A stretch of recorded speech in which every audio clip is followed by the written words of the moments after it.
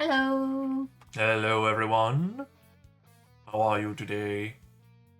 Fox is going to be a little bit glitchy. We're using the other camera, but the star of the show is Jim anyway, so No. yes. No.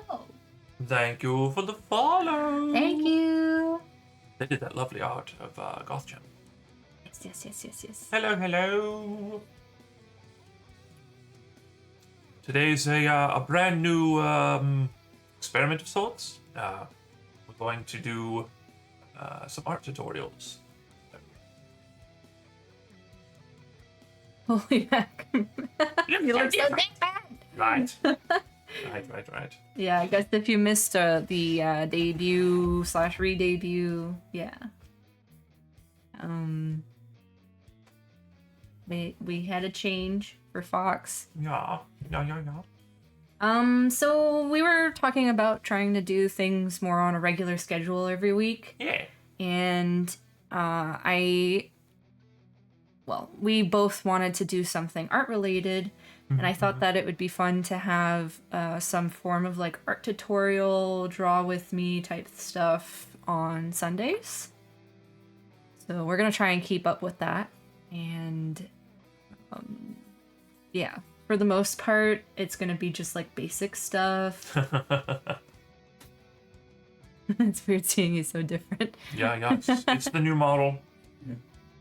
Yeah, unfortunately, he's gonna look a little bit messed up because he's using my setup that I normally have, since I have to sit at the tablet on his computer rather than on mine, because it's easier to share the screen since it's already connected to his computer. So Right.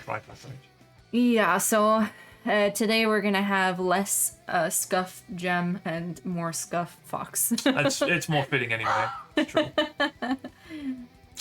Let's see if I can do that. Let's see if you can do that. Aha! Yeah. I picked the right one. Nice. So yeah.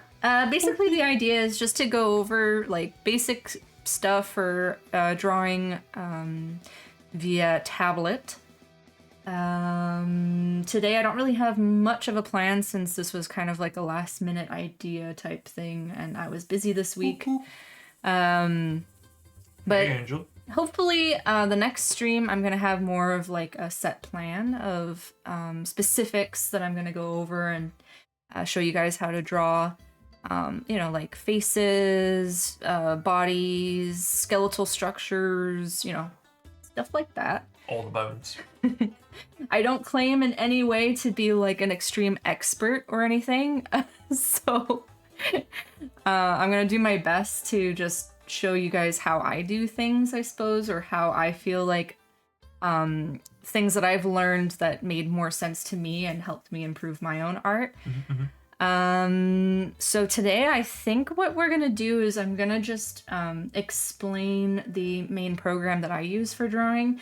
Obviously you can use whatever program that is easily accessible to you, but I'm gonna go over all of the things that I like to use specifically on the program that I use.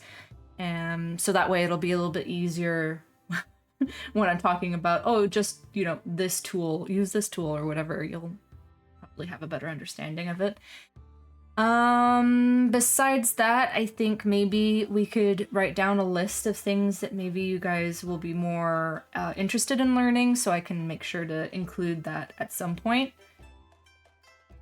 You need to sleep. The fact I need to sleep. Well, you should go sleep. Sleep's more important. What else? The structure of the streams, minus today, because today is going to be a little bit more casual. I'm going to plan out like a specific lesson for the day, and then we're going to make Fox try and draw it out by himself afterwards. Right. See if he learned anything. Hey there, Husky. I'd rather draw than sleep. Well, if you want to, draw with us, that's totally fine too. Today I'm not going to necessarily be teaching too much. Probably just go over some like really basic stuff or and jot down some specific things that you guys want to learn eventually. But yeah, so the structure, like I said, is going to be more like we're going to have a specific thing that we're going to learn for the day. For example, let's say we're going to have a day where we talk about hands and hand structure and stuff. And then halfway through, we're going to switch it up, and Fox is going to try and draw some hands with you guys if you want to join. I hate hands. I hate them. But for today, if you guys have any specific things that you want me to teach you later on, because I want this to be like a long running type of thing, so multiple streams, you can just let us know in the comments, obviously. And then I'll write it down and try and make like a little lesson plan for a specific stream when we get to it. Right now, I kind of have like a basic idea of what I would like to go through with you guys in upcoming tutorial streams. I don't know what to call it yet. We should come up with a name. Yeah. Something fun. Come up with some snazzy name. Yeah. Hands are terribly annoying. Yes, they are. And yet, I somehow draw them well, so... I don't claim to be, like, amazing or anything. And obviously, like everybody, I have bad art days, so sometimes I struggle. I think my biggest issue is anatomy and proportioning. Okay, so that's good. I can totally go through that. Obviously, I want it to be more of like a progression. So like I said today, I'm going to explain more like program stuff, the different types of brushes that I like to use and what I use them for, things like that. Next stream, next Sunday, I'm hoping to get more into like actual tutorial drawing stuff. Today it's kind of more like a gathering information from you, see what you want to learn, what your struggles are and stuff, just so that I can make sure I include it in our lesson plan. I guess I'm a teacher now, I don't know. Yeah, a little bit. It's funny because that art piece I joked about. We actually did pick up Repo Husky. Yeah, we did. So yeah. We're planning on doing that. Maybe a collab with the Innkeeper and Lacey Love. Yeah, that might be maybe next Friday or the Friday after. Art 101 with Gem and Fox. Yeah, we could probably call it that. Yeah. I want it to be like simple. Just maybe like draw exclamation point. Cause Fox and Gem draw. Yeah. This might be the excuse I need to use CSP. Yes. So if you guys don't know, the program that you're looking at right now is Clip Studio Paint.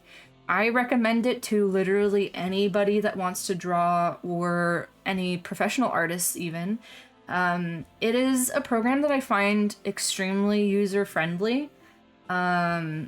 It has everything that you could ever want, and also you can totally download free brushes if you need extra types of brushes, or buy them. They have options to buy ones that are a little bit more special, or I don't know what the word is. Stylized. More stylized, I suppose. So they have a really good base for that, and also it's cheap, it's affordable. I mean, I don't know what cheap would be for you guys, but like it's around, I think, like $60 for the entire program, and it's a one-time payment thing. So you don't even have to have a monthly plan or anything like that, which is awesome. Up for 6 months. Way to go. Woo! Thank you. Let's see. I've been sub for 6 months. Yeah. Okay, so we're all up to date on that. Sorry, I'm really frazzled today. My brain's, I kind of have a little bit of a migraine starting, so. Yeah. It's okay. Yeah, but I totally recommend Clip Studio Paint. I always recommend it. I've been using it for years, and I don't know if any of you have seen my art, but I guess our models are an example of my art. That's true. I actually drew and cut everything for our models on Clip Studio Paint, so if that goes to show for the type of things that you can do on here. I know that a lot of people use Clip Studio Paint for comics as well, because they have a lot of options. I did notice a lot of manga options. Yeah, like they have special tools and brushes to help you like panel out your pages and stuff like that. So Honestly, Clip Studio Paint used to be called Manga Studio, I think, ages ago. Yeah, I think I remember something about that. Yeah, and then they changed it to Clip Studio Paint because it was more, it has the option for comics, but they wanted to broaden their horizons, I guess. But yeah, again, it's a one-time payment, so I love that. I feel like programs that don't offer you everything all at once and it's still a monthly payment for the entire time that you need to use it is a little bit difficult for some people. So if you're able to just save up and do the one-time payment, it's great. So I love that. Yeah.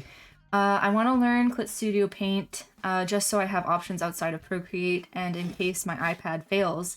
And yeah, the comic stuff in Clip Studio Paint is really robust. Yeah, there's a lot of brushes. I could try and go through them if you guys are interested today. But I don't tend to do comics, so they're not like the tools that I use most. I think eventually I'm going to try to do at least a few. Yeah, I feel like that would be really good practice for you, honestly. Yeah. I like the style, so. Yeah, and also if everybody doesn't know, Fox has started drawing. A little bit. So I've been kind of trying to teach him how to draw on the side and help him improve, which is probably why this whole idea, birthed itself. I get more practice. Yeah. Okay, so what else do I want to cover for basics? Obviously, you don't need to have like super expensive equipment to be able to draw digitally. Fox is showing great improvement. Yeah. Very, very great improvement. I think it's only been like 4 months now that you've been drawing seriously. Yeah. Oh, my eyes glitched. Sorry, I'm trying to get focus, but I have like crazy brain right now. Everything's happening all at once. What was I saying? So the Clip Studio Paint is what I use. As for like tools to be able to use Clip Studio Paint, it's easier if you do have a tablet. Personally, I cannot use the tablets that don't have the screen on them. That takes a lot of hand-eye coordination. Unfortunately, that means that you have to pay a little bit more for the ones that have the screen built in and you draw on the screen directly. But, however, if you're able to save up for one of those kinds of fancy tablets, I would definitely go for the brand Huion. That's the one that I use, and Fox also got himself one. They're pricey, but they're not as pricey as, let's say, Cintiq. Cintiq is like an arm and a leg, even just for like a smaller screen. Whereas Huion, it's like, what size is your screen that you're using? Like it's a 13-inch. A 13-inch screen. It was like, you can get them on sale too. They have a lot of sales. So it was like around 300 or something like that, which is a lot. It is a lot. In comparison to other brand names, it's cheaper. So, but if you are able to do hand-eye coordination really well, and you can just get yourself one of those little square tablets that just is like a mouse cursor with a pen, kind of. I know there's a specific name for that one in particular, but my brain not working. I had a Huion screenless. Yeah, like that's the thing. The screenless ones, they're great. They're super affordable. So you can get them for like $50 or something like that, around there. But unfortunately, if you don't have hand-eye coordination, it's going to be really difficult. Obviously, you can train yourself to do it, but for me personally, I could never do it. I tried multiple times, and it just never worked for me. I tried it with, when I was doing Photoshop, I used the screenless one forever. Yeah. But when I tried to draw with it, I couldn't manage at all. So that was a long time ago. 18 years ago. Yeah, like for me, I tried to do it just to set up my program, and I could not for the life of me figure out where my cursor was. Yeah. It was very difficult, but some people are really good at that, and it doesn't bother them, and they're able to get used to it. So if you're able to get used to it, just go for the cheaper thing. You don't have to have like a super expensive setup or anything like that. But if you wanted to treat yourself and you wanted to get the tablet, I always go and recommend Huion because it works extremely well. Easy setup. You know, you just buy the tablet and that's it, and you're ready to go pretty much. Sometimes it's a little bit of a struggle to get your screens to work if you have multiple screen setups like we do, but No. it works once you get it all set up. Glad that worked, Bells. Use a screenless tablet. It was tough, but I think I got the handle of it. Yeah, so some people just go for the cheapest option and then they get used to it on their own, which is totally fine. I am not going to be the type of person to be like, you have to have the best setup ever to be able to make good art. Not true. There's some people that make amazing art just drawing with their finger on their cell phones, you know? I've seen cool stuff with just the mouse, which is, I don't know that I could do that. Yeah, it takes a lot of skill and a lot of time and practice, but like anybody could draw. That's something that I've always believed in. So don't ever think that you have to have like a crazy setup to be able to do nice art. So now that we covered all of that, Clip Studio Paint, you can set up and customize where things are to, you know, how you want it to be seen. So I don't know if you guys can see the, really. It does not show the mouse. So that's going to be interesting. A rating with a party of 6. Wow. Hey, Navi! Thank you, Navi. What's going on? We should do a shout out, but I don't know how to do that. I think I can do it from here. Can you? No, I should be able to. That'd be good. Mm-hmm. So since you can't really see my cursor, that's going to be a little bit difficult, so I'll try to describe everything via words, but please bear with me. Words are not wording today. So up on the top you have file, edit, animation, layer, all that fun stuff. You do it, I won't do it over there. Ah. How's today going? Today's going all right. Ox is crushing me! You're welcome. No! There we go. Oh. Today's going really good. It's the first art tutorial stream that we're doing together, so. Yeah, it's gonna be like just basic stuff. I don't think we're gonna get to like actually drawing stuff. Yeah. But I'm gonna have like a plan. I don't know if to call it a syllabus. The syllabus. There will be a test, and it will be your entire grade. No tests. This is just chill, learning, drawing fun. Payment is 1-2. I wish I had more time to learn to draw. Yeah, it is a time-consuming activity. We will be here every Sunday, probably around 4 Eastern. Yes, that's what we're gonna try to do. Obviously, since I'm kind of more free right now, since I'm on sick leave, it's gonna be easier. So whenever and if ever I go back to work, we'll see if that changes, but we're gonna stick to it for now.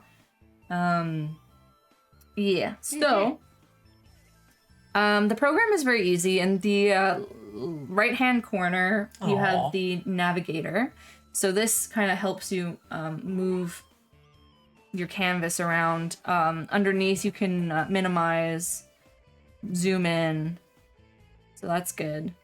And as you can see, you can move it around like that. You can also rotate your canvas, which helps if you have, like me, tendinitis, pain in your hands and stuff. It's very good to use the rotation tool for your canvas. That way you're not putting your hand into really weird positions to try and make your line art. So I do recommend that. Also, when you are drawing, I do recommend that you stretch your hands, stand up, walk around like every 30 minutes to an hour. 30 minutes is recommended, but I'll start setting an alarm for you. yeah, that way you can try and avoid hand pain and getting tendinitis. So just putting that out there. On the side here, on the right hand side, you also have your section for layers. I think we'll probably have a little lesson about how layer organization works. Got it. And how it can go to your advantage when you're doing artwork too. There's different little things that you can use for changing up your layer and stuff like that. So let's go ahead and No, I'll get into that after. So that's your layer section. On the left-hand side, you have the color wheel, which is your color picker. Oh, you can see my mouse now. Okay. There's two options. You can have it as the square or the triangle, but I always recommend using the triangle because I find it's a lot easier to understand what colors you're trying to choose and pick. I still fight it. Sorry for coughing. The square, it's fine having the square. Some people find it easier, but to me, I like the triangle because I know that the white corner means less opacity and more white tones. The black corner is more, shadow. You're losing saturation, things like that. And then the saturated corner, you are gaining saturation. So if you're choosing colors, let's pick a pen here for a second. So you have the, this is like all the way in the center. Okay. Why am I on that type? This pen's weird. So if you go down 3, I think, the That's G pen. the G pen. Yeah. Fox's setup is not my setup, so okay. No, I have different pens. So it's like somewhat in the middle. If I go towards the black corner, you're gonna have it's gonna get darker. But if you go towards the white corner, you have more white in it, and if you go towards the saturated corner, it's gonna be more saturated. So I don't know if that helps anybody, but I had to teach that to Fox in the beginning to try and help him out.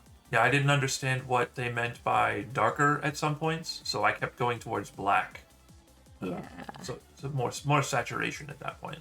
Yeah, it's more saturation. So obviously, if you go all the way to the lines, it's going to be more of a mixture of pure white and saturation. All the way on this side, it's more of a darkness, but still keeping saturation. And then on this side, you're going to have no color because it's just on the black and white spectrum.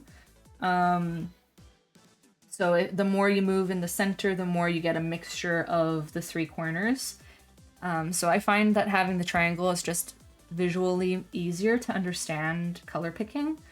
Obviously, the circle around it is so you can find the type of colors that you're looking for.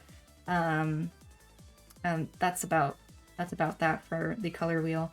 Underneath here, you have your brush sizes, so you can have really large size, really small.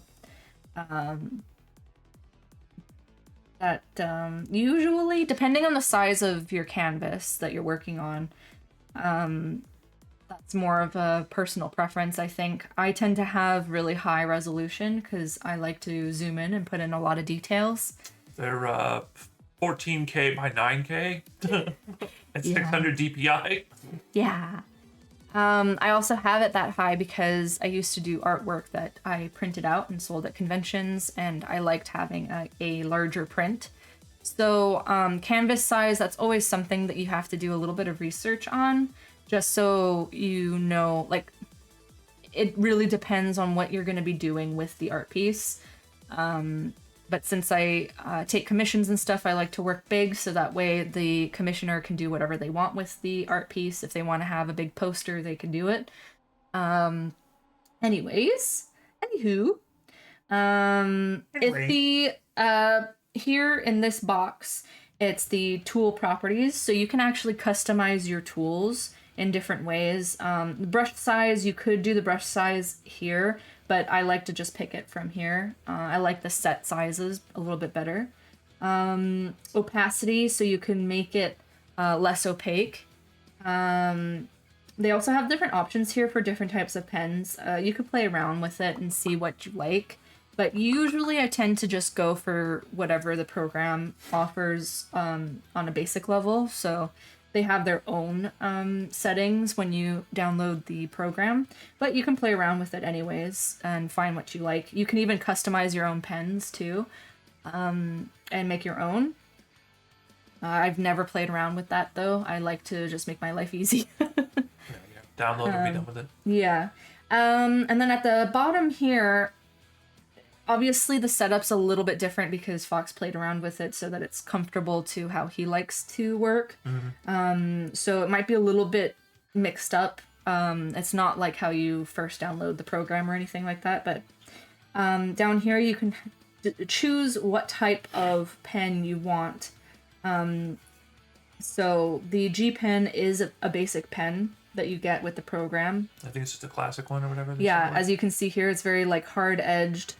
If you're doing lines, you can have pointed lines, which is nice. It is a really good pen to use for line art, I find. Even the mapping pen, it comes with the program too. It's the same kind of thing, but I think it's a little bit softer in the edge. We zoom in a bit. No, it's about the same. Either way, those two pens, they come with the program automatically, and I find that they're really good for line art. If you like the hard edge line art look. Besides that, the different types of pens here that you have like the pens, you even have markers that you can play around with too. So like here you have the flat markers, so it kind of has a little bit more opacity in the center of the lines. You can go harder and make it more opaque if you want. It's reminding me of the 1980s color walls. Yeah. They have pencils also that have different types of textures. So it's definitely something more like, yeah, it's more to preference, I think. As you can see here, they have like things that kind of look like chalk and stuff like that. They even have paint brushes. I could paint. Oh, that's taking a long time to render out. Anyways, I don't usually use all of these though, I'm just giving examples. Here they have different types of detailing that you can use, which is fun, especially if you're doing like comic strips and stuff, as you can see here. It's like background detailing, stuff like that. Airbrush tools are great. I do use them quite a bit. They have like soft spray, like this. I also do like the running color spray. I do that for certain techniques and stuff as well. You can change the particle size. So let's say I make it really big, you're going to see the particles are huge.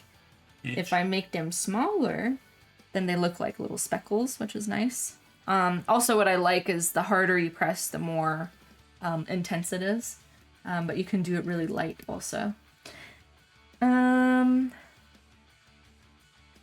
What else is there? You have different types of erasers. I usually just use the hard and soft eraser, but they have different types here, I guess, to use different textures and stuff.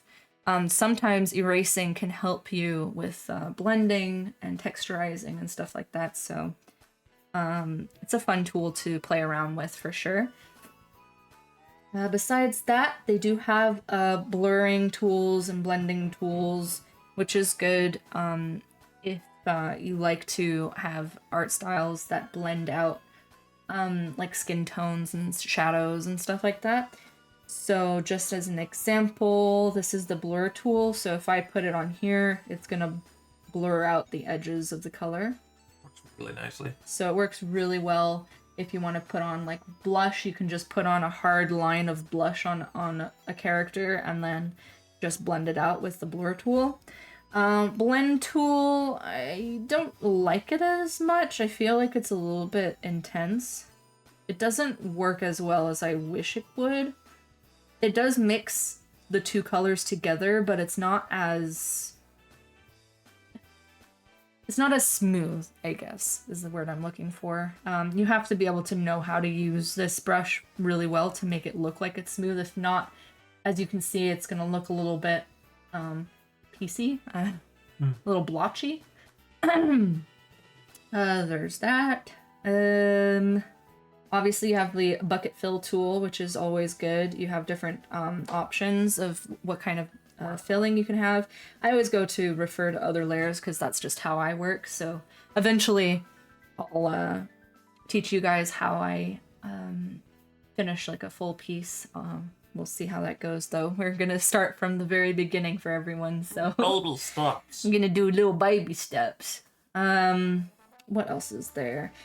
Yeah, you can do different hues stuff, which is fun. I never really use it, but I think this is more like, It's a really quick background sometimes. yeah, if you want to do a quick background. Maybe it's for comics a little bit more also to like bucket tool fill a certain section and make it have a hue pretty easily. They do have the there's like a manga gradient in there too that seems to work fairly well. Oh yeah, yeah. Oh wait, I missed this one. What is this? Liquify. I never use it, so It's just there. it's just there. Here you have like different lines. You can make yourself a nice little circle or oval. That's more of an oval. Let's forget that happened. It's my circles. That's You fine. could do a circle, but you have to like be more careful about it. Okay, that's still a little bit ovally, but whatever. Or just straight lines you can do also, which is great. The curved line is also fun. Ooh, that's way too small for you guys to see. Hold on. Curved line. So you do it like that, and then you can bend the shape to have the type of curve that you want it to have. So that's fun for people that have a hard time with line art and doing straight curves and stuff. If you really want it to be as straight as possible, it's a good tool to have. What else is there? Here, there's more paneling type stuff. Here, you can cut frames. You also have ruler stuff. I do really like the symmetrical ruler. So I'll do that as an example. Let's do a new layer. So let's say I cut this in half. Try and get it straight. It's not straight, but whatever. I'll give you an idea. What? Okay. So if I start drawing something here, it's going to draw on the other side exactly the same. So that's fun if you want to do something that's more symmetrical. Perfectly similar eyes.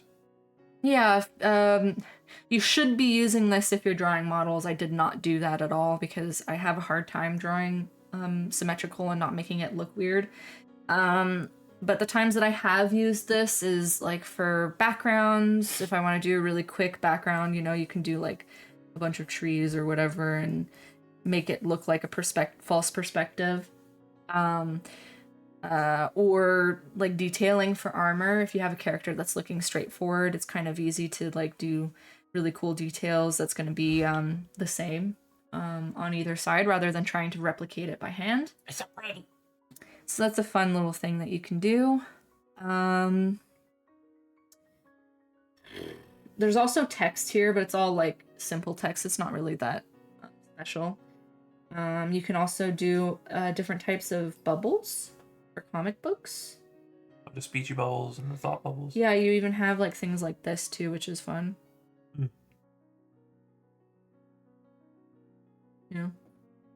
There's be little effects too. Yeah, it helps with comic book stuff for sure. The other stuff I don't really use. You have like your layer colors here, but it's also up here too, so it's the same thing. Besides that, I don't know what else to really explain. I guess at the top here, the save button is important. Depending on the tablet that you have, you can set up a tablet if it has buttons to have certain commands, so that's good. You can also like, you know, have one that's a save button or whatever, so you can just save with a click rather than, you know, going onto your page. But I'm a little bit, I taught myself the old-fashioned way, so I always just click on the program. Besides that, up here we have different tools. Let's say you import I don't know, a drawing or whatever. You can change the size of the drawing and place it with this tool. Down here, this is a really good tool that I use often, especially for like my sketch phase, I suppose. You can select an area. Love that tool. Yeah, I don't know why it's not saying I could do anything with it though. Where am I? Maybe the speech bubble is not rasterized. Oh, each speech bubble ends up being its own thing. Yeah. Huh. Okay, well, let's just go back to here. Okay. So when we do that, you can select it and then change the size and move it around if you need to, and resize if you need to. I use this tool. Yeah, I use this tool a lot, and I taught it to Fox, and it's helped him a lot too with sketching and making sure that your proportions are correct. Or because sometimes you just want to draw something out, you know, and it might afterwards you're like, that's a little bit off. So this tool is good to use for fixing your sketches and stuff like that. So far, I've liked drawing my eyes fairly large and then reshaping them or resizing them. Yeah. You can put more detail or whatever into them then. Yeah, exactly.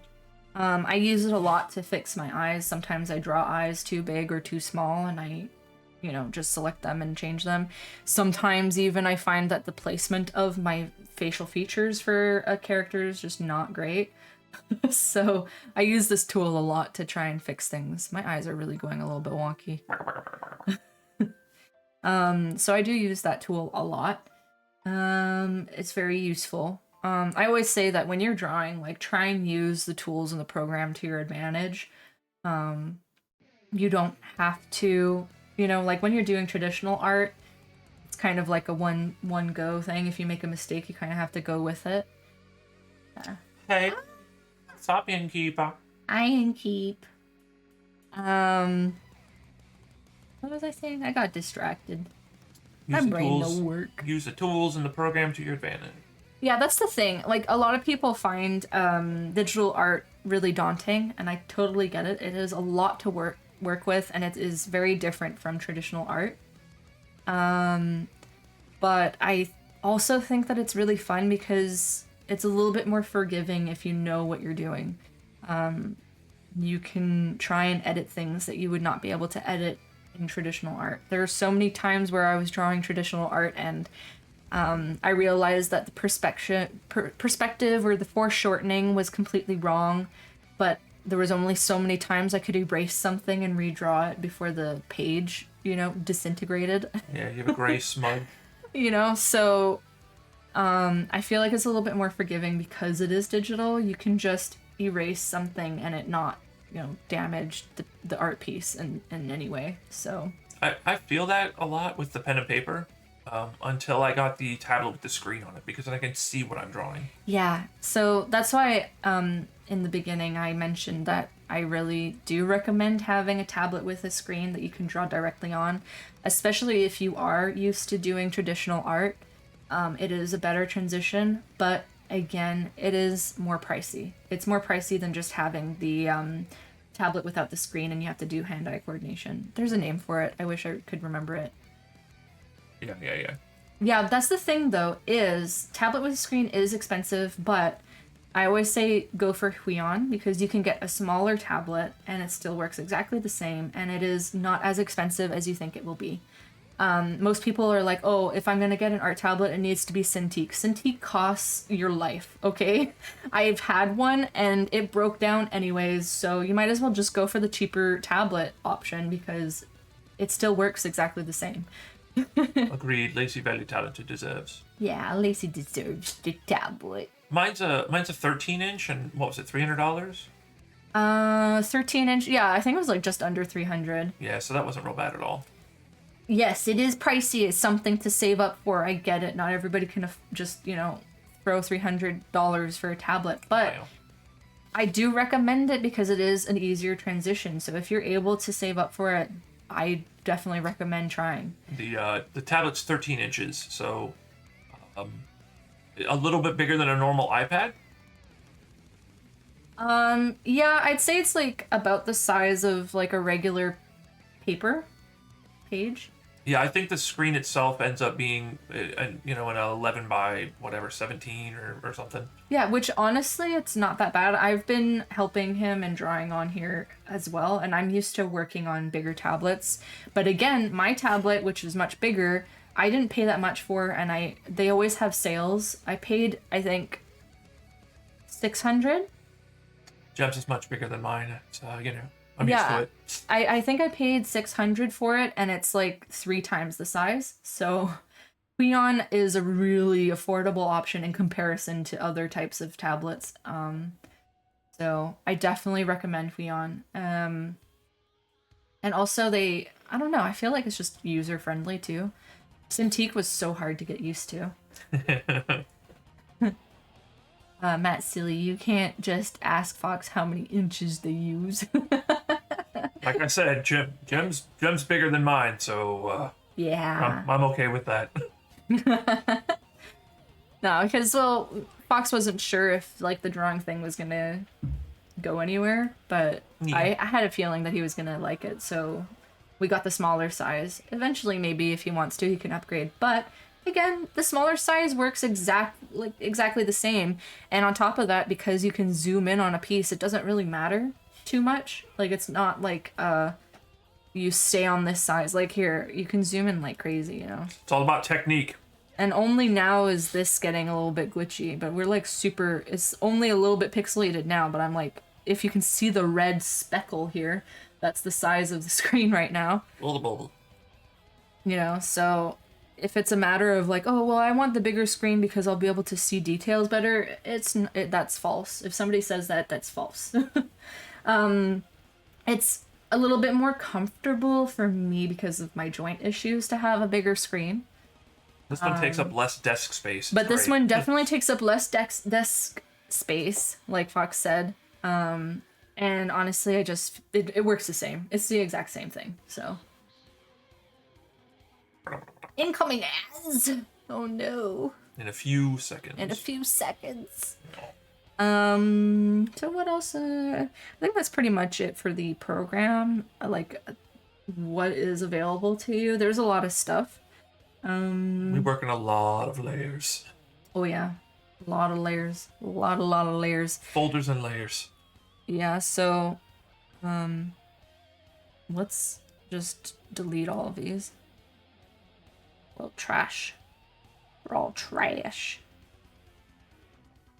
Just so we can start over so I can explain layering a little bit.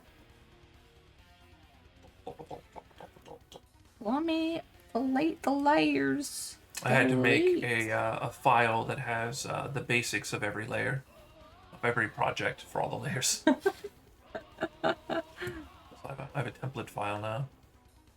Oh. See, now I can't escape. Oh, there we go. I'm struggling. I don't know this setup well. I'm sorry. Oh, I saw it. Okay, so for layering, What in the ad? The ad! I guess I'll wait a little bit, but I'll set up the pen here. Yee. Use this pen. I'm gonna run to the bathroom real fast. Ha ha ha! You're all alone! No, don't leave me alone. I don't want to be alone. I'm gonna take a drink. My voice needs drink.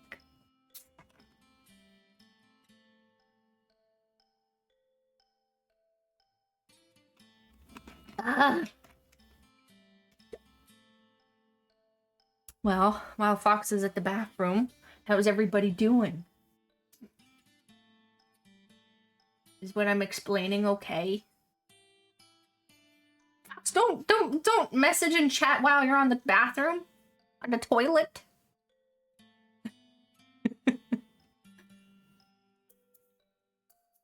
His model looks crazy right now. I'm just imagining that's the face he's making right now.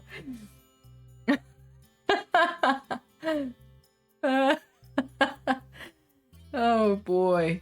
That's funny. Oh no, my computer's gonna shut down. Oh. Doing fine and dandy. I like the tutorial so far. I'm glad. I feel like I'm being really wordy, but I'm trying to keep my brain going. My brain is kind of all over the place today. I really just wanted to go over the basics of the program and explain, like, basic stuff today. Just take it a little easy. Yeah. We're gonna go over more actual drawing tutorial stuff probably next week, because I need some time to plan some stuff out to make the teaching a little bit easier. But Tutorial. Hi, Prim! Hey, Priam! What's up? Spotted two cuties. No. No, no,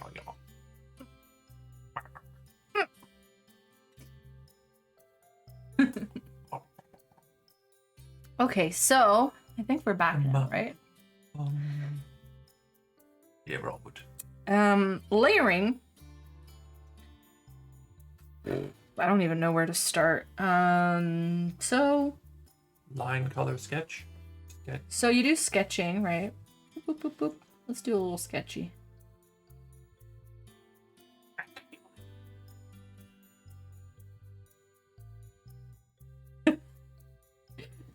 I like it's an elf. Look, that already better than my art.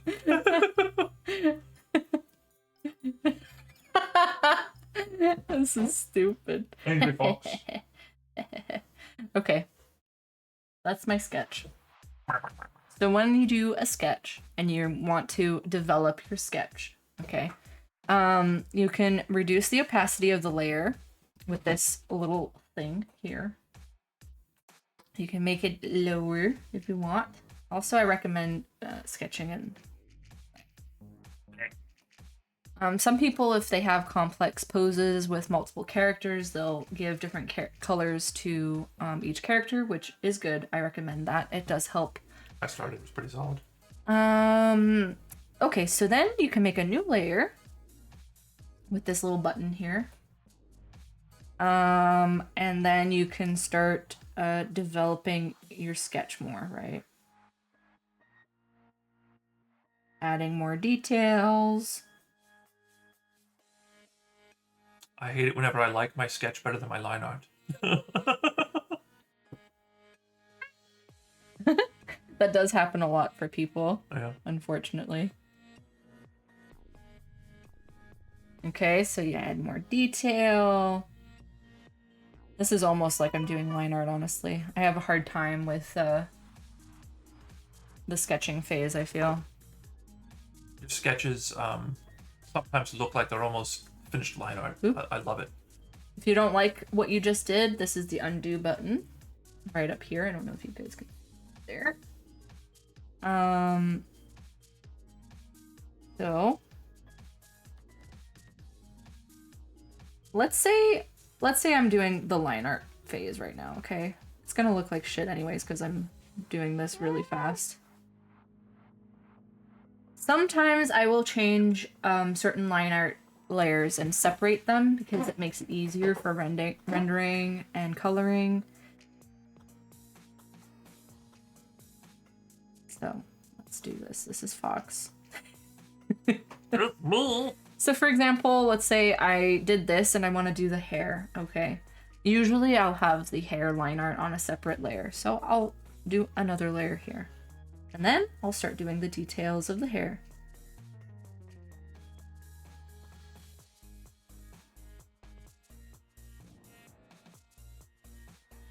If you don't like it, undo.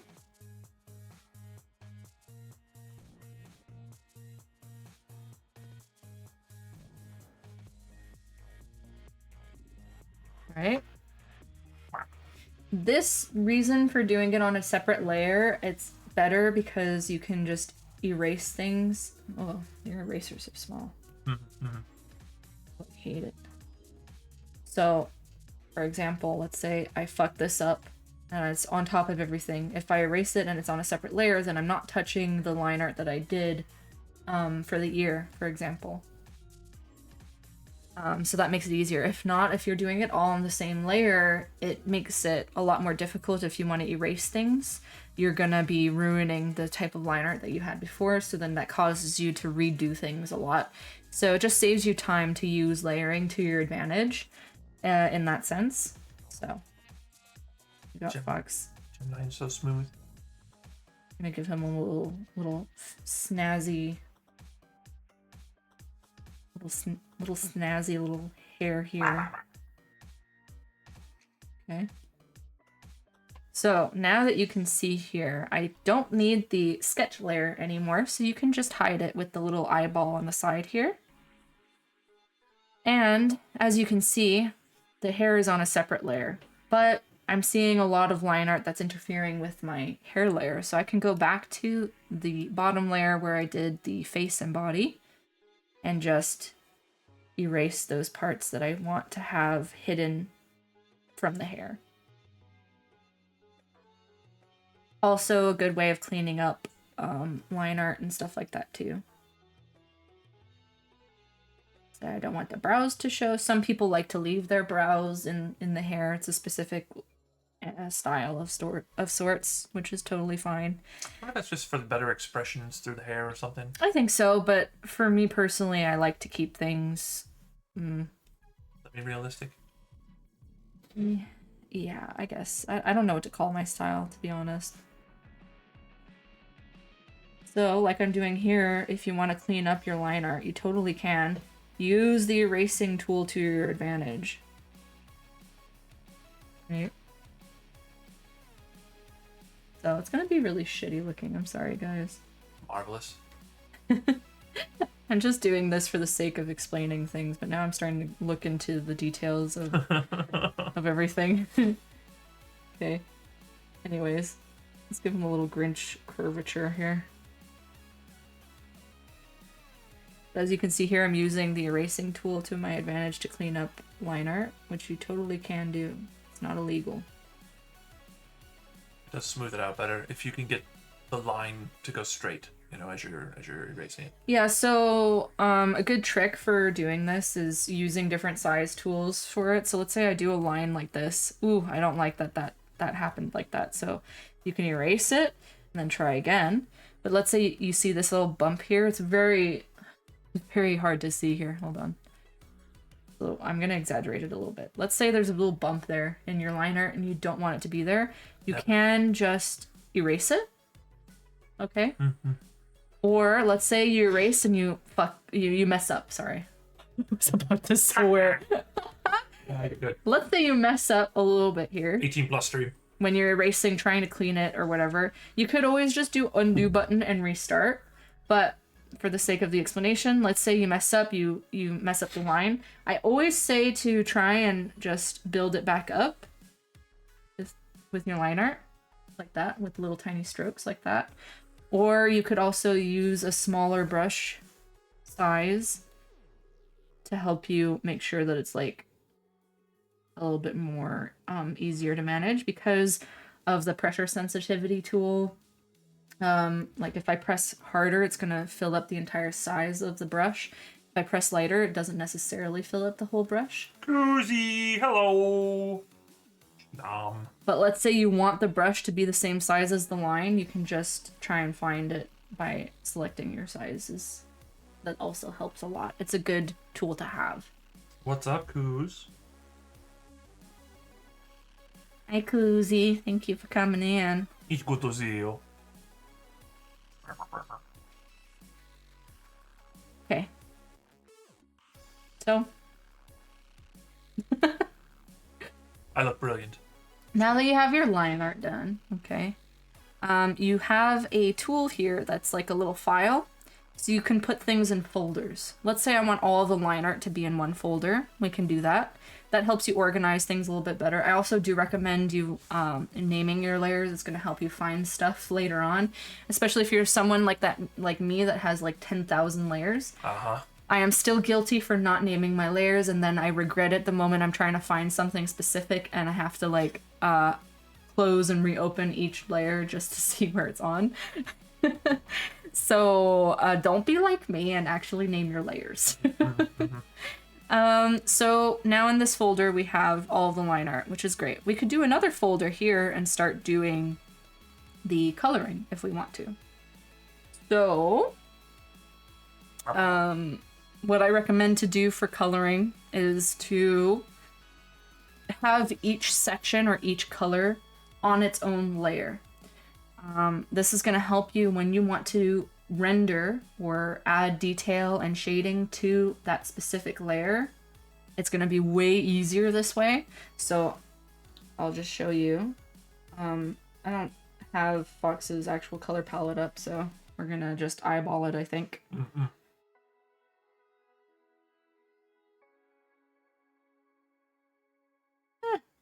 Close enough, right? So I don't have to draw things smoothly because we're going to do it in layers. So you don't have to do it smooth. You can also use the bucket fill tool that I explained earlier, this one here, to just drop it and fill a specific area. The only thing about the bucket fill is that the area should be closed off with your lines. If there's a small opening, it's going to just fill everything else as well. It makes it a headache to try to find it. So as an example, okay, you could just color it in messily like this. The only thing I would recommend not coloring outside the lines for is like areas that are going to the background, like the ears here. So we got the skin done. Then we could do a little bit of the eyeballs. Let's do the eyeballs. Something you taught me was that putting the colors below your line art is really good. Yes, the line, if you want to save your line art, obviously, the colors should be below your line art. So as you can see here, this folder has the line art. It's on top of the folder where I'm doing the colors. So let's do the little face details in a color. Then we'll do another layer and we'll do the clothing, which is more of like a greenish color. Let's do this. So for example, if I close this off, okay, I could just take the bucket tool and fill that area. I'm green. Easy. It's not easy being green. Okay, so that's an example to do things a little bit faster if you don't want to waste hand energy coloring. Right.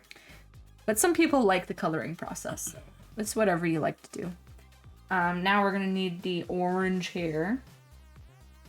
Who has orange hair? That's ridiculous. You do. Utterly ridiculous. You silly butt. Insane. So again, as an example, we'll close off the opened areas here and see if this works. Okay. Oop. Oh, not on the bucket fill. I'm on an eraser. There we go. You can see, you can fill it in. But because I colored messily, it's not going to fill in the areas that I colored already. So sometimes I just bucket fill messily like that and then I'll clean it up afterwards with a pen.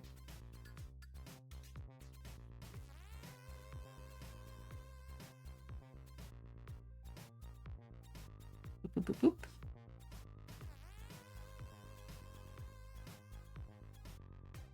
Okay, so now we're colored. We got the flats done. The flats are done. Yes. That's amazing. So, just to give you guys a simple idea, the reason why I have the colors on separate layers is so that if you lock the layer with this little button up here, I don't know if you guys can see that. Locks the transparency. It locks the transparency of the layer, so whatever is colored is what you can draw on, and it won't draw anywhere else but there. So, as an example, I'll take a darker color for the skin. And as you can see, I could do whatever I want on the page, and it's not going to go anywhere else but that layer color. Okay. So this makes it easier for shading and stuff like that. Obviously, you can have different styles of shading. Some people like the hard line shading like this. Okay. Totally fine. It depends on your style. But you could also have softer shading by using any of the airbrush tools. So if we use the soft airbrush tool, you could just... I don't know if that's noticeable enough. Let's make it darker. Still struggling with the color. You see, you can softly airbrush color. Okay, let's make him a little bit blushy. Fox kind of has purple blush. I don't know why I did that, but it works. Yep, you sure can, Bells. It's amazing. Huh? Locking the transparency on a layer. Yeah, as long as After all this time, I could have done that. Yes, yeah. Locking the layer is the best thing that you can do. Yep. until you're trying to actually add something to it and you're sitting there fighting it for half an hour, figuring out why you can't. Fortunately, it has a little icon on the layer that tells you it's locked. Yeah, as you can see here, locked. Little lock so that's symbol really nice. pops up.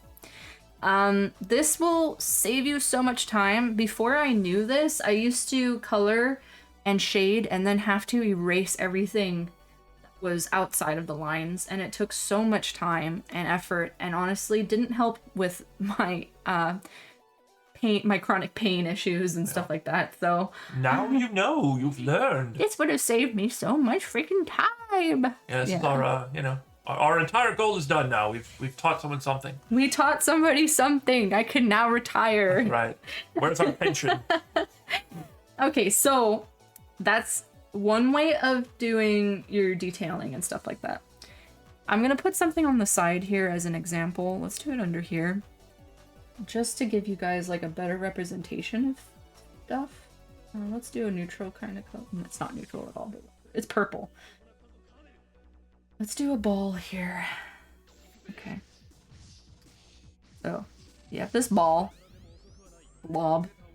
If I lock the layer, like I was explaining before, you can totally lock the layer and then do whatever to it and it won't go anywhere else but that color, as you see.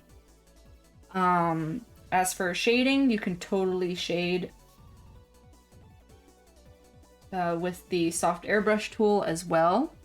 It all depends on your style, okay? And you can also do your highlights the same exact way. And it won't go outside of that color because you locked that layer. So that helps a lot, right? Another thing that you can do, let's undo what I did. There's other ways of shading and highlighting that I'd like to show. It's not necessarily going to work with this little little gremlin fox doodle I did, but I'm going to show you how it's done anyways. Unfortunately, I know that there's a way of doing it so that it locks onto the color layer, but I personally don't know how to do that. So I know that there's some tutorials online on how to do it. There is a way of locking extra layers onto the layer below it. So that's a thing. I wish I remembered how to do it, but I don't necessarily use it for myself for the type of art that I do. So it has not stuck in my brain. Either way, you can make a new layer. And over here you see like normal. You can drop that down and press multiply. When you press multiply, this is like a shading layer. A lot of artists use this to shade all sorts of things, but let's say characters. So what happens is, even if I select the same color, it's gonna show up darker because it'll automatically make that color a shadow color. What I like to do is make it a multiply layer, find the type of shadow color I want so I can play around with it a bit. Let's say I want this one to be the shadow color, okay? That's great, that's fine. So you can put your shadow on it.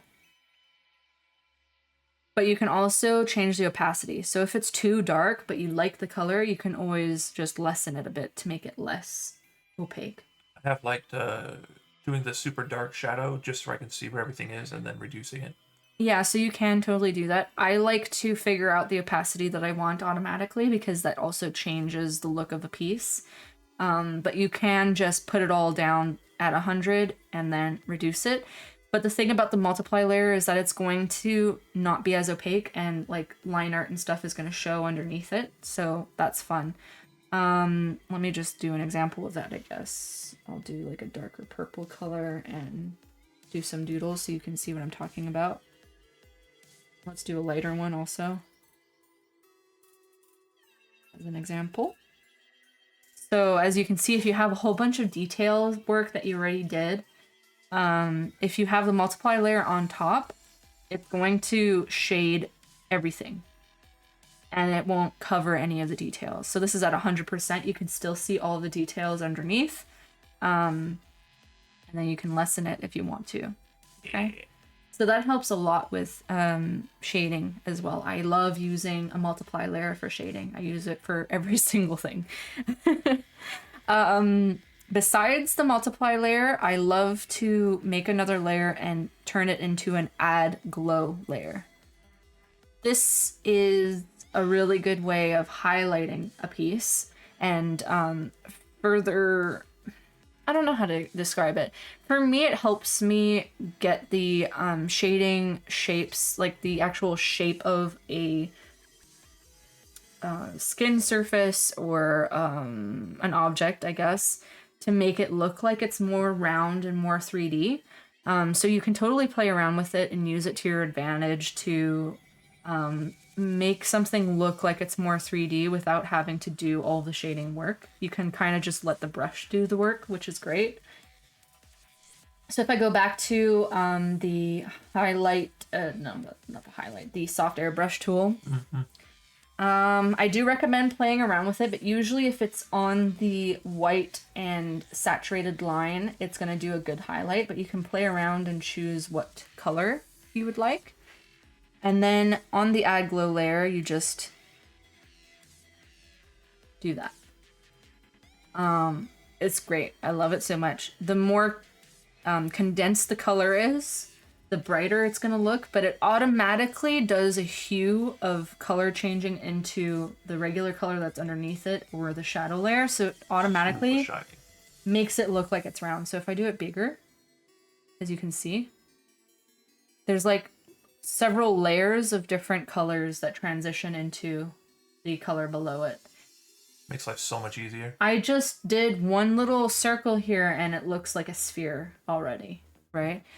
You could change it and push it further by making a lighter color and adding a bit more, as you can see here. So you can push it by changing the lightness of the color that you're using. But yeah, that is the layer I love to use, the type of layer I like to use for highlighting. It's worked out really well. Yeah. I've got to get my coverage sizes better. Yeah, the trick to it is to make sure the brush size is a good size and that it covers the area almost fully, because as you can see here, the center of the brush will have more saturation, but then the edges of the brush will start to fade into the color that's below it. So it really does almost all of the work for you when it comes to highlighting. You just need to make sure that you have the right size brush. So if it's like a smaller area, you want to have a brush that covers almost the entire area, and then it's automatically going to look like it's rounded because of the way that the Add Glow works. Add Glow does work with the brushes that are like more solid, but it's going to be more of a solid color. It's not going to have the hue.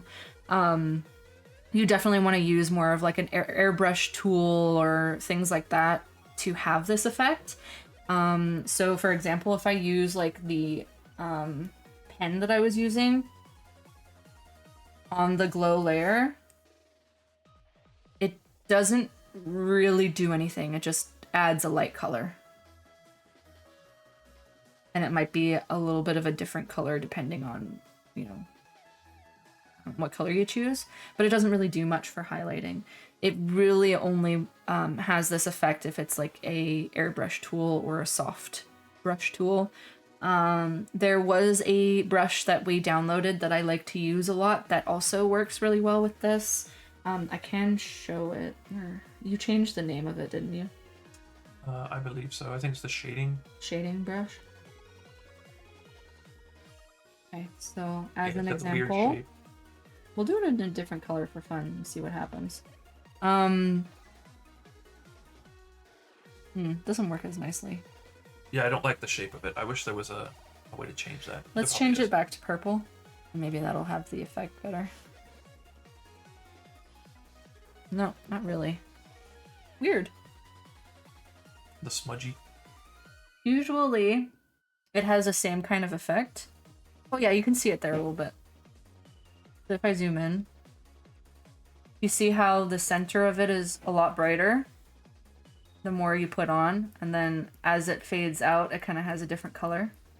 that kind of helps too with shininess. For some reason, my color choices here are not making it show very well, but usually I will use a brush like this for jewelry and stuff like that. It makes it look like it's really shiny. So that's always fun. I do really love this brush, so I do recommend looking at the types of brushes that you can download on Clip Studio Paint. You can download them for free, so you just have to do some searching. This brush in particular I love because you can find it again. Yeah, you can blend things. So let's say I have this color and let's say I have this color, okay? I can just easily blend them with the same brush. Right? As you can see. You can also see here, like depending on how hard I press, it changes things and helps you blend. I use this brush a lot. I really like it for my specific pieces, but again, you don't have to have a specific brush.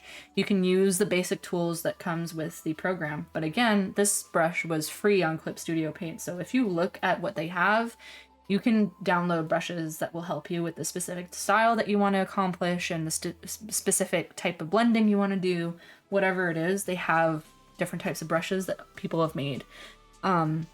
I don't personally know how to make brushes specifically on your own, but these brushes that you download, it's basically people using the program and making their own brushes by playing around with the settings on Clip Studio Paint.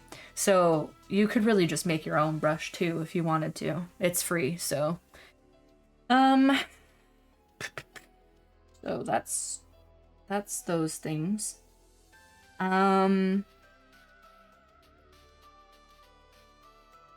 We go, so we did the face, for example. That we can do the shirt, I guess. Same thing. You lock the layer. You pick your color, and I use a different brush.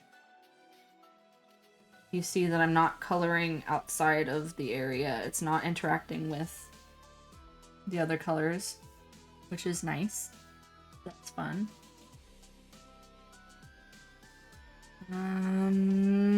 Hair, we can do the same thing with hair. You lock the layer, it makes it a lot easier.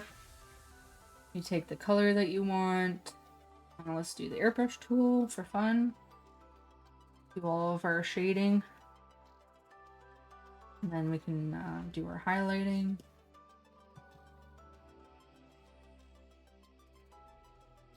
Let's say we want to do little tiny highlights, we can do that too. Boop, boop, boop, boop. Boop, boop, boop, boop.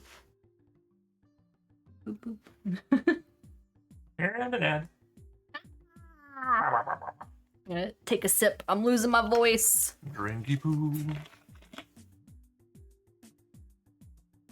I love you. I was thirsty. Yeah. Your face is all messed up. It is. Well, I'm gonna keep up. It's funny because I feel like I learned how to use the webcam to my advantage. Yeah, I'm gonna go through and change the settings over here. Yeah.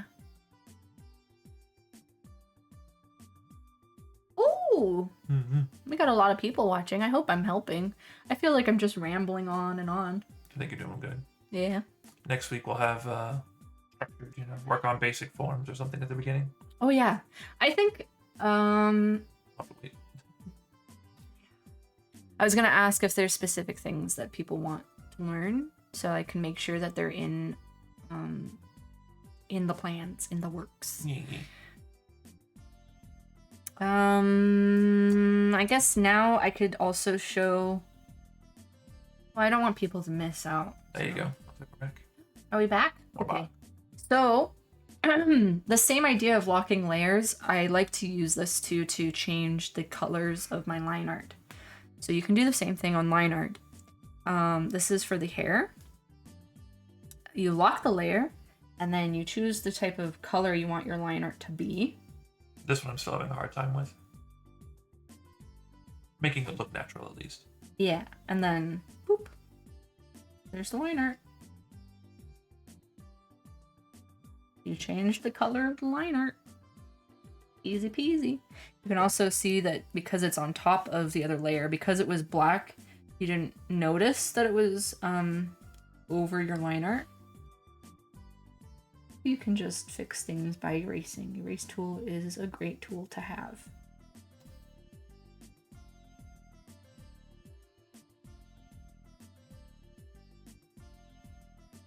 Right. A really bad example, but you know, it's working. If you go to the line art of the face, you can also do the same thing. You lock the layer, choose the skin color, choose a darker color that's in the same colors wheel, I guess. And you can change the color. Yeah, I've got to start figuring out how to blend that line art in. Let's say I want the eyes to pop out a little bit more. I'll change it to a darker color. And then... This is so bad. Let's say I want the brows to be the same kind of color as the hair. Okay. It's a great derpy little sketch. Thanks. It's just an example to do really quickly. I'm not gonna do like a full rendered piece on here, I don't think. It'll be much later. Eventually, maybe. Yeah. Do the eyeballs a different color. So you can totally do it like this, you know? It really depends on your style. This is like a very simple style.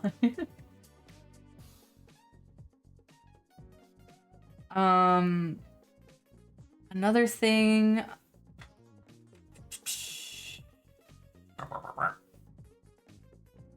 Ooh, ooh. Let's say you want to do something. Ah!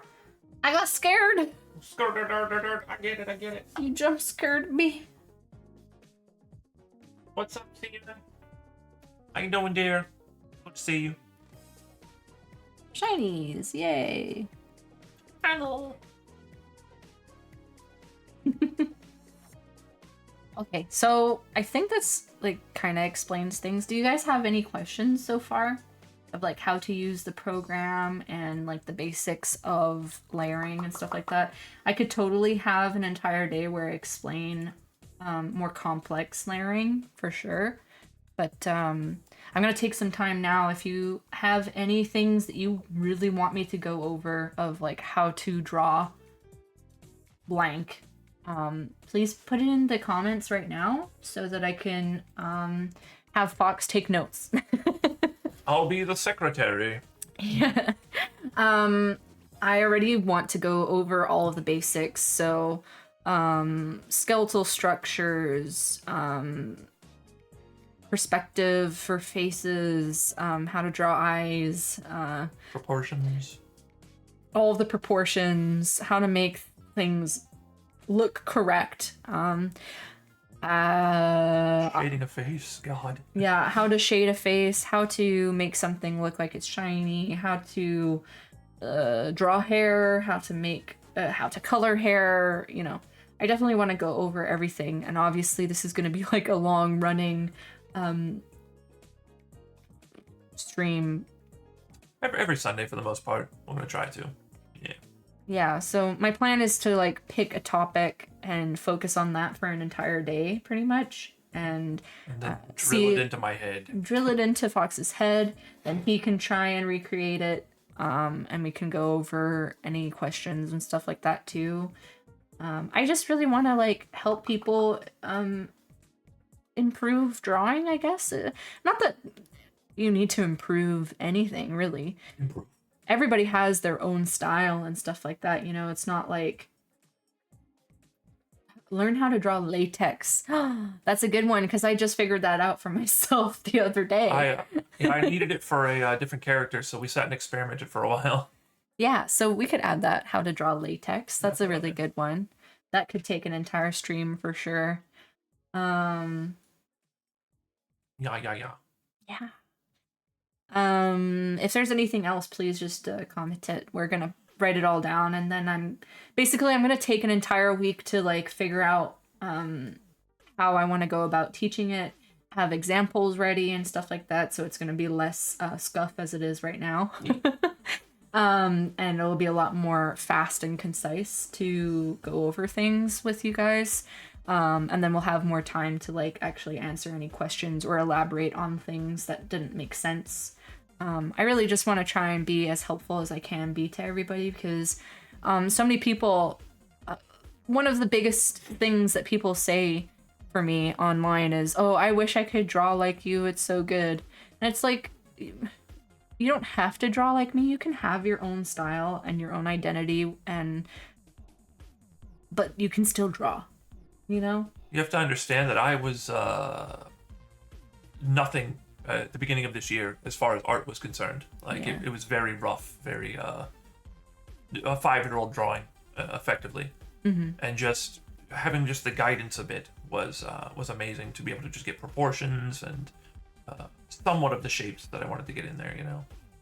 Can we all just laugh at Fox's face I'm right derpy. now? I'll You look close one so eye. derpy. I had to get a pirate patch. Yeah. Do you use a 3D model in Clip Studio? If so, how do you use it? Oof. I have tried using it before, and I find it a little bit difficult. I have a hard time with anything 3D related. Even when I studied animation in university, I had a hard time. We had like one class talking about 3D animation to see if people were interested in actually taking an entire class on it. I have no understanding of it.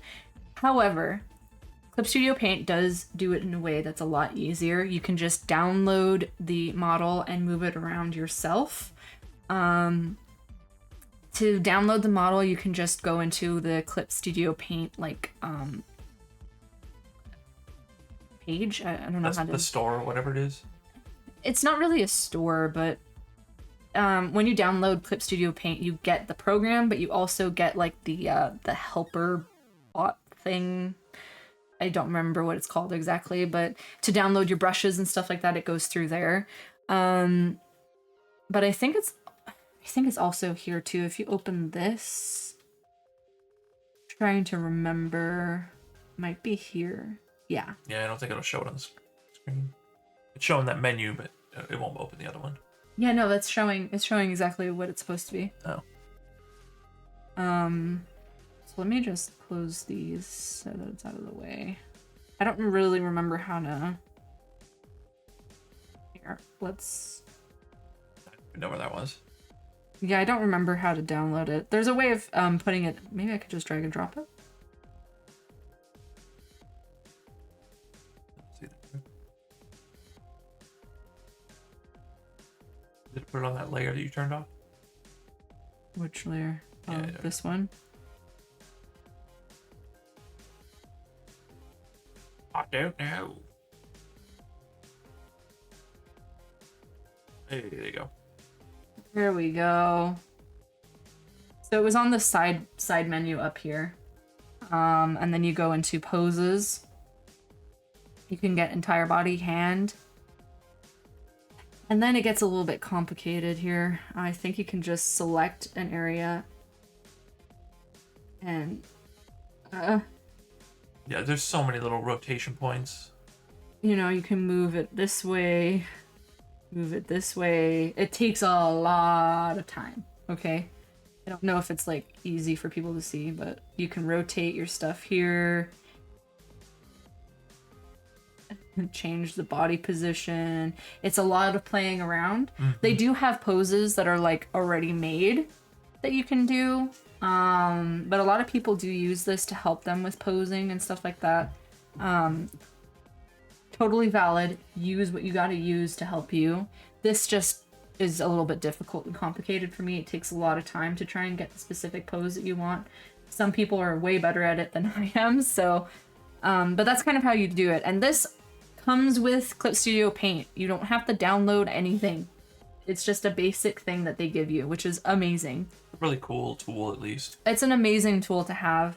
It's just very hard for me to like show it to you in a way that is awesome. You know, it looks really awkward right now because I don't know how to use it very well. I did all of one class, one semester of Maya 3D way back and forever ago, and it was fun. but no, it was not my thing. So you see, I can like do weird stuff with the pose. Yeah. It's really cool. It is really cool. It's just a lot of time to figure out what pose you want to do and to make it do the pose. I am also all for having a reference for poses. I feel like, especially when you're a beginner, it really helps you to have a reference to go off of. So either taking a photo of yourself doing the pose, you know, or getting a friend to do a pose for you and taking a photo of them doing it. That is one of the best ways for you to get an idea of what the pose is supposed to look like in the angle that you want. Some people are just really good at it and they can see it in their head and just draw the pose on their own, you know, like that's totally fine too. But if you're having an issue with posing, either use this, which is great. It's part of the program if you want to get Clip Studio Paint in the first place or have it. This is great. Or take photos of people doing poses and then practicing how to, you know, dissect the shapes of the pose so that you can recreate it. That's something that I can totally go over also. Like, I can show like a random image of a person sitting or whatever and how to see the shapes within the pose. I can totally do a course on that. I don't know what to call this. Yeah. Sessions or I could totally do a session on that if that interests anybody. Because I find if you simplify the body into 3D shapes, totally helps with proportioning and doing weird poses that have a lot of foreshortening, stuff like that. So yeah, this is a fun tool. I don't use it necessarily for myself, so I might not be the best teacher for this, but it is there if you guys want to play around with it to figure out poses for yourself. It is available in this program, so I have to get rid of this. You put this back. You can get a hold of us on Discord or on Blue Sky and let us know if you have any other subjects you want to learn about. We can just keep making a big list. Oh yeah, we can have a whole list. This could go on forever. I really just want to help out the best that I can. Obviously, I'm not like a know-it-all. I don't have knowledge on every single thing. That'll be really good for me too. It'll just be continuous practice that way, doing the basics and things. Oh yeah, for sure, for sure. Yeah, like I said, we'll have like the little course in the first half, and then second half, Fox will attempt to do what we learned, and hopefully succeed. And in doing so, he'll probably come across some things that he wants to have, you know, re-explained or whatever, which can be helpful for people too, seeing it happen in real time. Eventually, I'll develop a style. Yeah, you're already developing a style, I feel, so that's fun. Yeah. Besides that, I think that's like everything basic program knowledge stuff. Is there any more questions?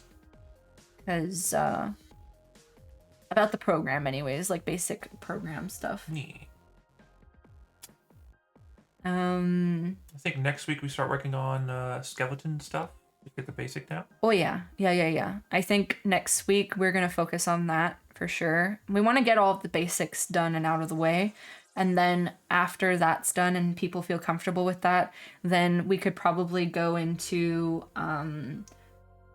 more detailed stuff like rendering latex and things like that, because that's more like stylized stuff and a little bit more on a deeper level, and you need to have like an understanding of the basics first to be able to grasp those concepts, I feel. And I kind of want everybody that's watching us to be kind of on the same page. Over perspectives? I could go over perspectives for sure. On the list. We put it on the list. Yep. Perspectives, I feel like, yeah, it helps for body poses and stuff like that, but oftentimes for myself, I use it mostly for like landscaping or background art. Getting that background art done. Yeah, exactly. But I don't think I would say that I'm like an expert at it, but I can definitely go over the basics. I don't do a lot of background art. I'm usually commissioned for just bodies. The perspective on some of the hands and things is a little bit foreshortening and everything. Yeah. Foreshortening, yeah. That I still have such a hard time explaining it, but hopefully if I can show it to you guys too, it'll be a lot easier. Yeah, just a few examples of it. I know it's a headache for me at the moment. It comes with some of the shading, I think, too, though. Yeah, I feel like when you have a lot of foreshortening, shading does help a lot with a piece. It's really weird because I feel like if I do line art of a really complicated pose, it'll look really weird and messed up until I start rendering it. And then when I'm rendering it, I'm like, now it makes sense. I feel like shading has a lot of power in an art piece for sure. Even no matter what kind of style you're doing, you could be doing a chibi style, okay? And if you have good shading, it's gonna just up the quality of the art piece entirely, I feel.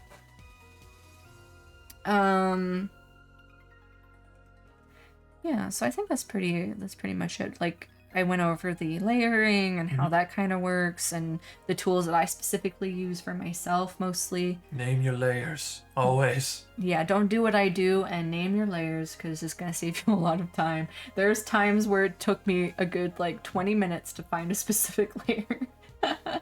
Obviously, depending on your style, the more complex your style, usually the more layers you have.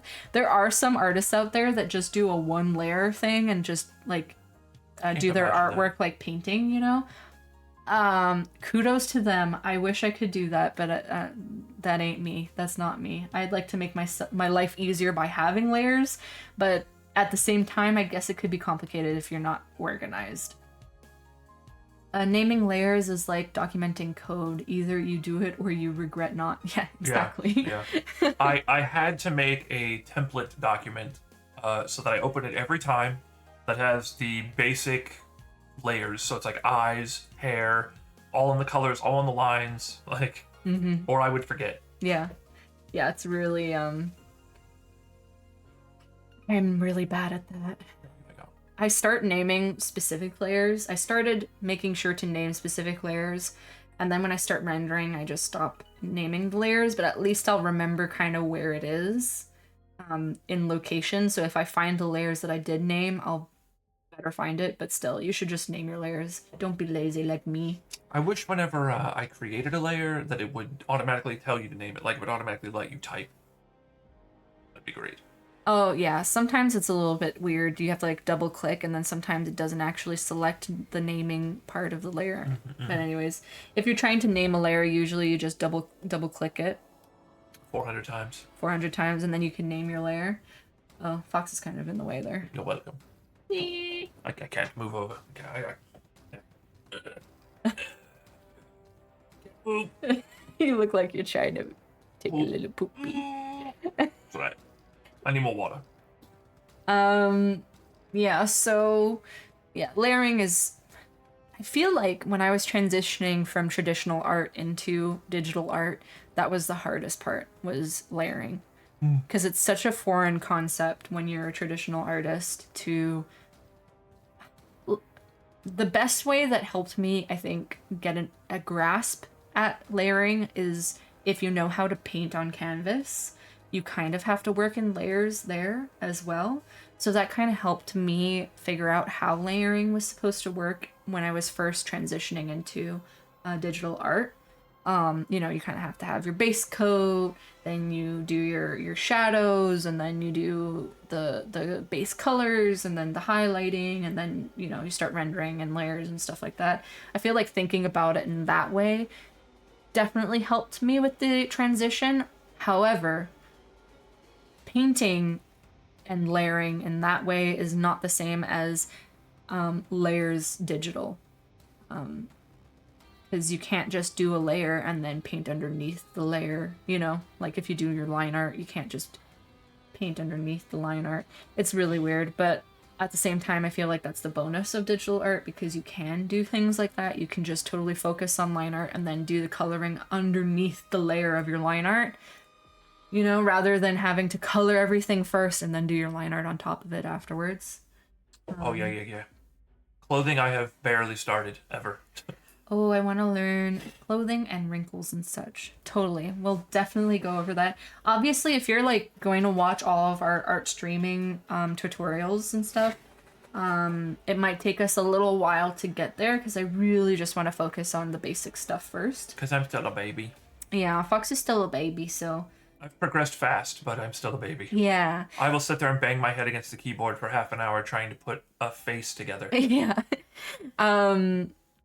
Yeah, that's the thing is like I really just want to focus on the basic stuff, shapes, proportions, things like that. Have an entire stream just on faces and expressions and angles like that, I think. God, I think we need to do multiples on that. Yeah, we might need to do more than one stream on that because faces are so complicated and yet they're so important. The face just makes a character, no matter what style you do. It could be, you know, any type of style. It could be cartoon, less rendered, whatever, but I feel like faces are so important. Oh, thanks, Bells. Yeah. I'll be watching all of them. Going back to basics is a great idea. Yeah. I think we're gonna try to do it at 4 EST every Sunday. There'll be some variants there, but for the most part, that's the general plan. Yeah, that's the plan. It all depends on like my scheduling and stuff, but for now I'm pretty free, so that's what it's gonna be for now. Obviously, if there's any changes and stuff like that, I'm going to put it on social media, and it's gonna be in our Discord and stuff like that. Fox too, gonna do that too. We're gonna try and have our streaming schedule out for every Sunday as well.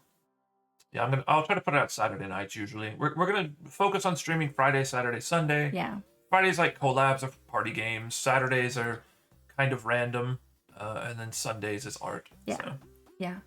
That way also we're gonna be doing a lot of like art calls and stuff on our Discord. And we do those a lot. Yeah, because my artwork, if nobody knows, is very NSFW normally. So I can't really stream that on Twitch. Unfortunate. Yeah, so I just made that kind of like a bonus for people that are in our Discord. It's true. Good art? It is true.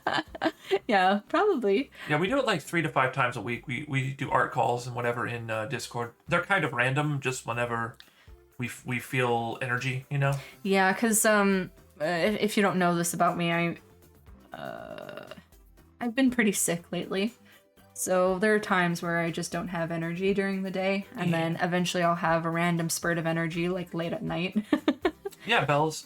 So there's a role in the Discord. Just click the art call role, and you'll get notified. We tag it every time. So Yeah, we do it almost every night, honestly. it's real frequent, even if it's just 2 hours. Yeah. Sometimes they can last almost an entire day, but you know. We did do an 8-hour call recently. Yeah. It's also really fun because it's not just me and Fox talking to each other. We get to talk to you guys as well. You know, like. And if you don't want to have your voice on, that's totally fine. I tried my best to look at the side chat also. Yeah. So, but it's usually a good time. Sometimes it's super quiet because I don't have a lot of mental energy to talk the entire time. Or I'm a gremlin and saying all weird types of things, you know? There is some sexy talk from time to time. Look, listen, when you're drawing NSFW stuff, sometimes you gotta break the tension a little bit with weird talk. Yeah, so definitely check that out if you guys are interested in watching me draw my commissions and stuff like that. I usually do it on Discord calls like that. It's also so encouraging to have people watch you draw. Kind of just, I don't know, it's encouraging. It's positive. People like watching the process, and also sometimes people just join in and draw with me, which is also really fun too. So it's just like a really good time. Nice just see everyone's progress and work together. Yeah, like just because I'm streaming art doesn't mean anybody else can't. So other artists also join in and share their screens too while they're drawing. So it's just like a really fun little vibe. You try to build that supportive community, kind of a sex positive environment. Yeah. So we do that too. But yeah, I'm really excited about doing these art tutorials for sure. I really just, I don't know, want to help people out if they need the help. And going, like you said, going to the basics, it's like, I don't know, it's really important. Even if you are an artist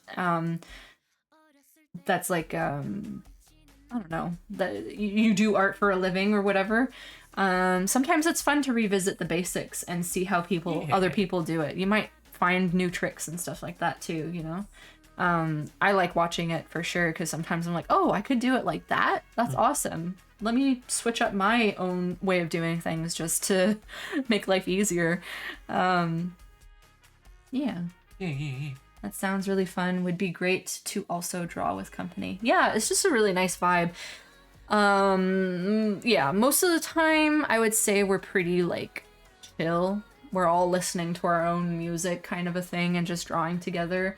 There are lulls, obviously. It's really hard to talk constantly for hours.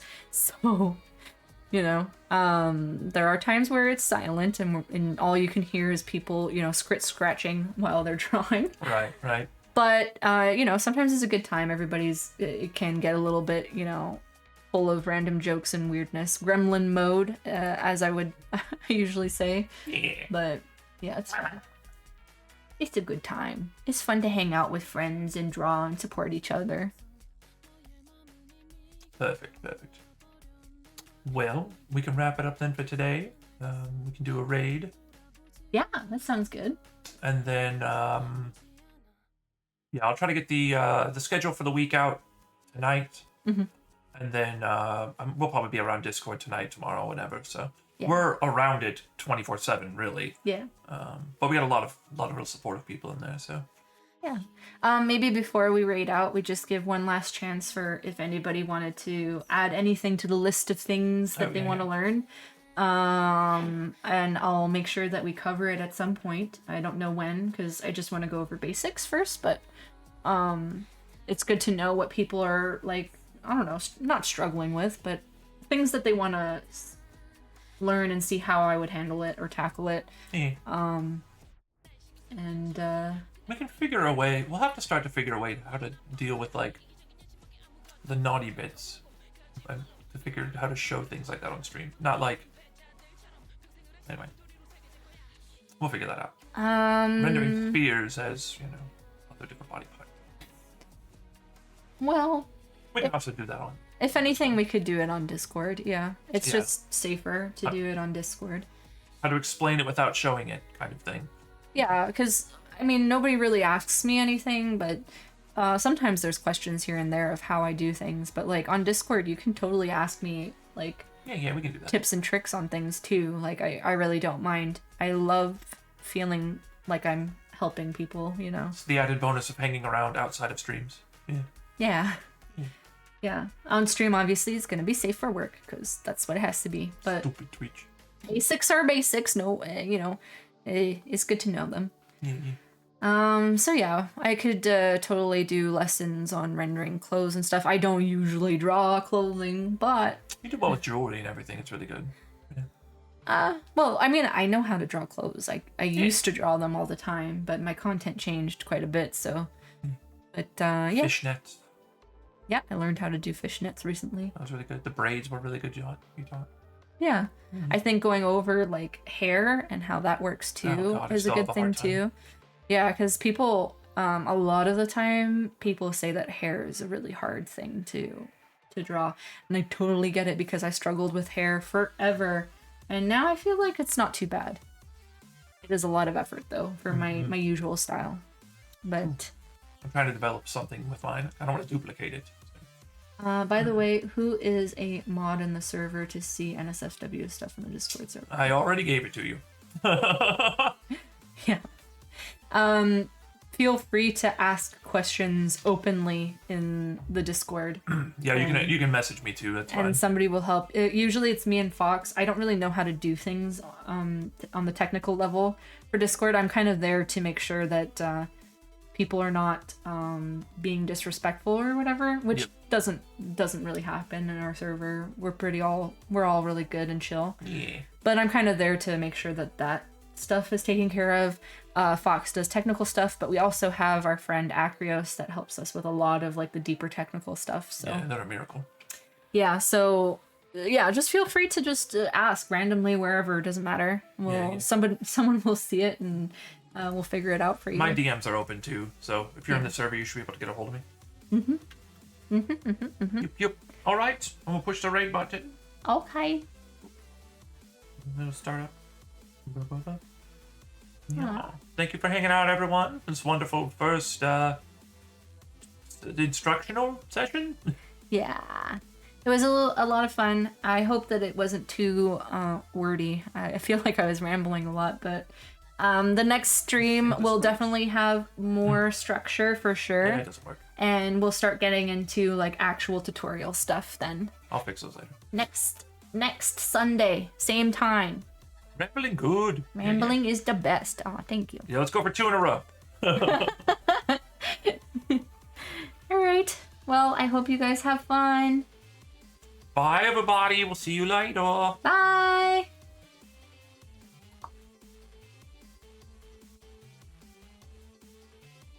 Noose. 12 people, baby. Really good. Crazy. Yeah. I hope it wasn't too scuffed. Sweetheart, you had 12 people hanging around. The voice is gone. I want soup. You want to have my burger so you have a full burger? That's fine. Do that. And I'll do soup. Is that okay? Yeah, baby. That's fine. Oh god. Let me. I think I need to be in my chair next time.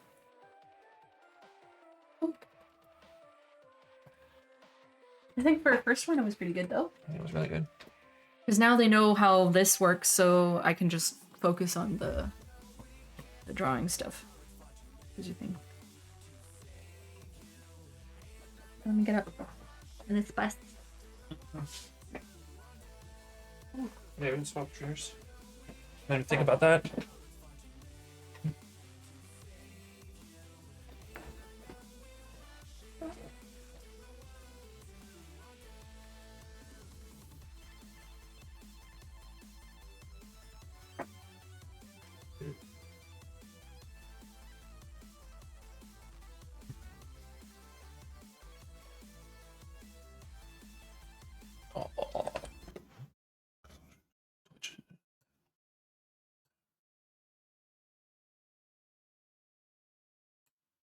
Even if I had to go alone and unarmed.